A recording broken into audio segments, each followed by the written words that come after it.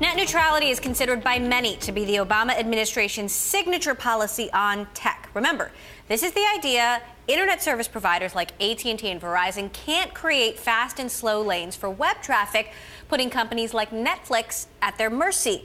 The FCC passed rules in 2015 prohibiting this, but the election of Donald Trump has many industry watchers concerned that net neutrality could end up on the chopping block come 2017.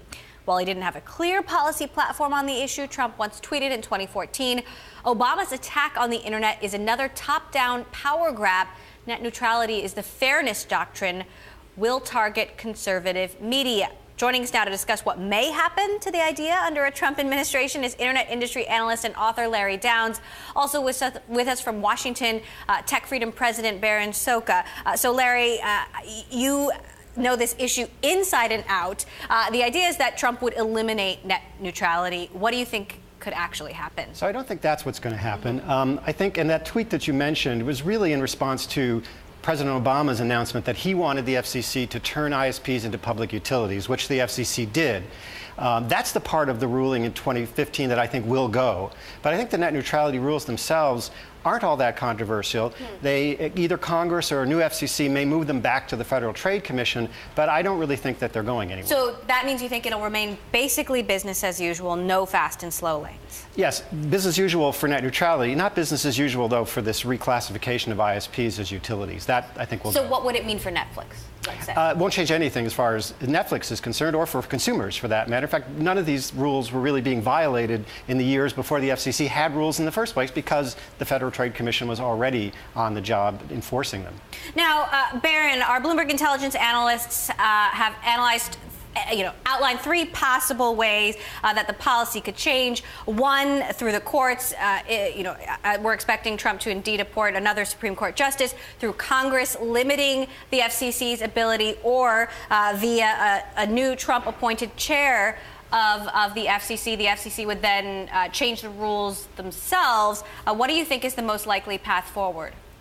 Well, I think you can count on the new FCC chairman, whoever that is, as Larry says, to start undoing the legal claims of authority that underlay the two open internet orders we've seen. And once that happens, I think that will, by default, kick the issue back to the Federal Trade Commission, which, as Larry said, could have addressed this issue starting about 10 years ago. And then that really forces Democrats to decide, do they really want to take the legislative deal that Republicans offered them last year? And if they do, they may succeed in getting some version of the issue back to the Federal Communications Commission, or they may get the Federal Trade Commission to have rulemaking power.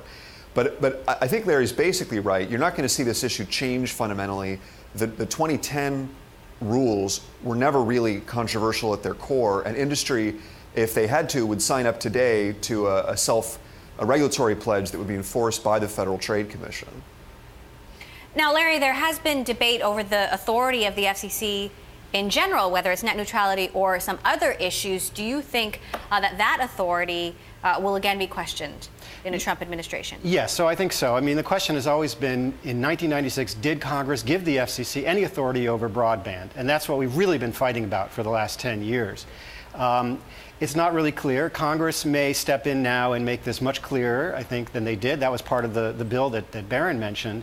The FCC may voluntarily sort of reinterpret it itself and say, no, we're going back to the version we had all along up until Chairman Wheeler. But that will definitely be a keystone of what the new FCC will do, is to kind of re-examine its own authority and decide, what did Congress really mean, what really is our limit.